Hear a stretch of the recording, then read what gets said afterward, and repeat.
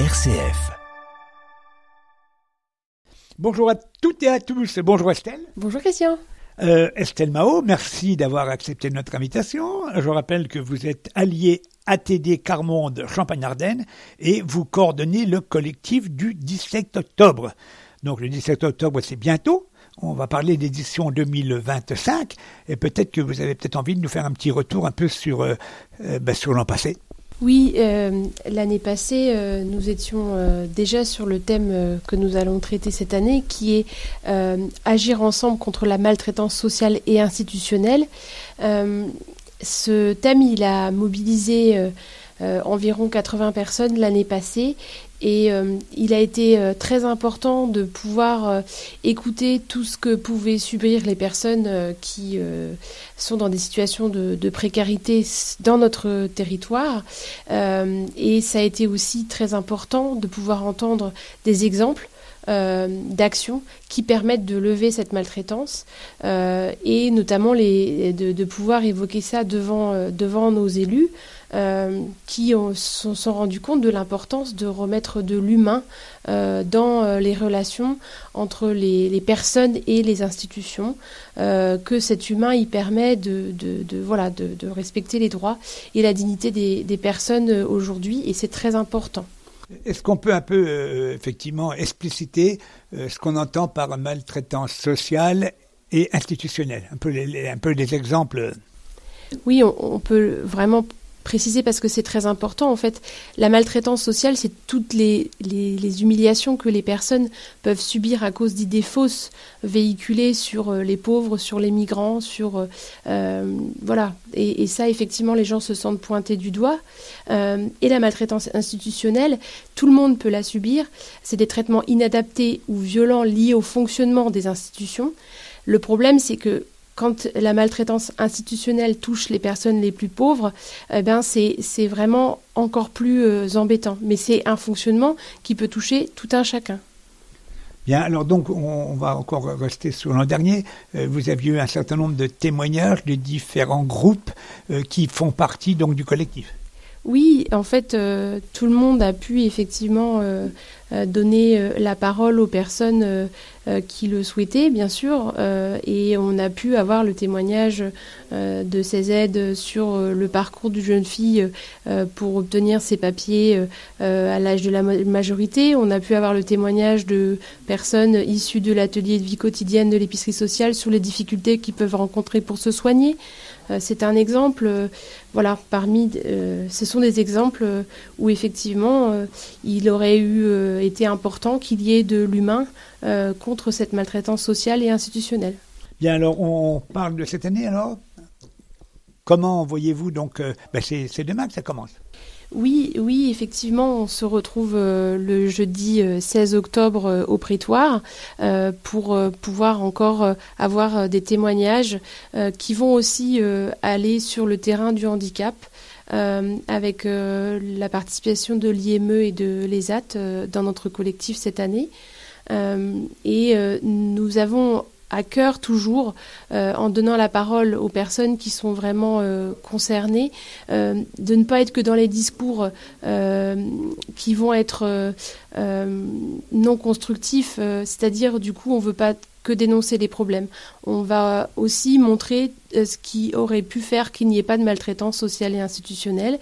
On va aussi parler d'initiatives qui permettent le respect des droits et de la dignité. Et ça nous paraît important dans le monde d'aujourd'hui de rappeler, et c'est le but de la journée mondiale du refus de la misère, on ne veut pas que la misère soit une fatalité, on ne veut pas que ce qu'il se passe reste tel qu'il est. Nous avons la possibilité de faire autrement, c'est très très important.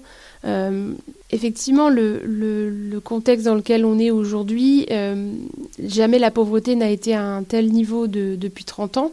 Selon l'INSEE, c'est 11,2 millions de personnes qui vivent aujourd'hui sous le seuil de la pauvreté. Et on voit que par rapport aux droits sociaux actuels, il y a parfois une sorte de remise en cause, des difficultés d'accès au logement. plus de 4 millions de personnes vivent une situation de mal logement.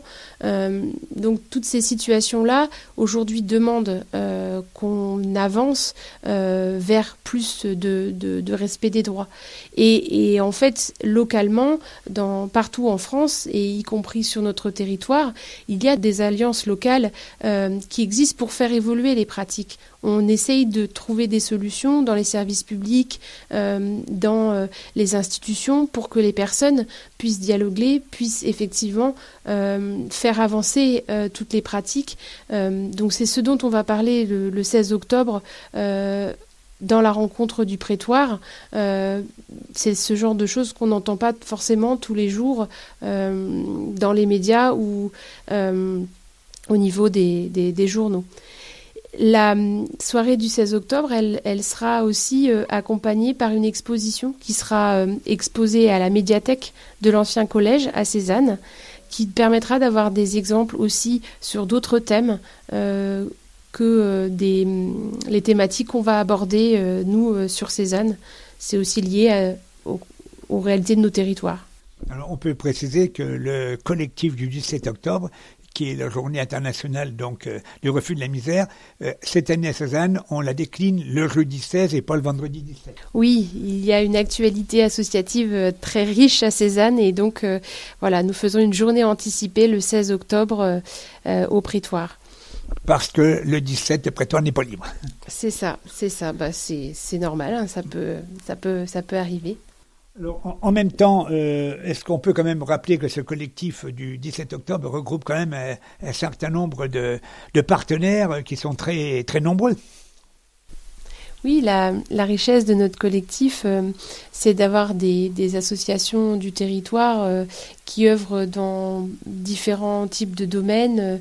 Donc, y participent le Secours catholique Caritas France, CEZ, la Croix-Rouge française, le Secours populaire français, le CCF des Terres solidaires, le Centre intercommunal d'action sociale, l'IME et cette année l'ESAT et le SAVS, la médiathèque de l'ancien collège qui dépend de la CC-Somme. Nous sommes en lien avec le groupe paroissial Diaconia.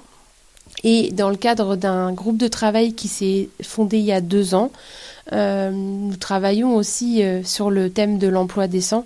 Nous travaillons aussi avec la mission locale des Pays d'Épernay, Brie et Champagne, avec Piste. Donc voilà, tous ces acteurs sont liés à ATD Carmonde Champagne-Ardenne, qui nous suit et nous soutient. Et la ville de Cézanne, qui nous soutient tous les ans. Bon, alors Estelle, c'est bien, je trouve que c'est un peu exemplaire, ce partenariat d'associations complètement différentes qui œuvrent ensemble donc pour ce collectif du 17 octobre. Alors, on fait un peu le récapitulatif donc du programme alors. Oui, déjà depuis hier, une exposition est disponible à la médiathèque de l'ancien collège au premier étage pour approfondir plus ce thème avec des actions concrètes qui permettent de construire des réponses à la maltraitance sociale et institutionnelle. Et demain, nous avons rendez-vous au prétoire à 18h pour cette rencontre où il y aura de nombreux témoignages qui se terminent par un moment de convivialité.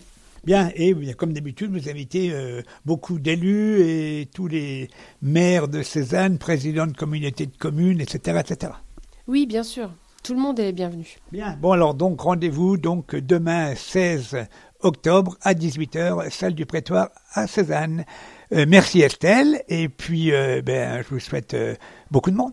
Merci beaucoup.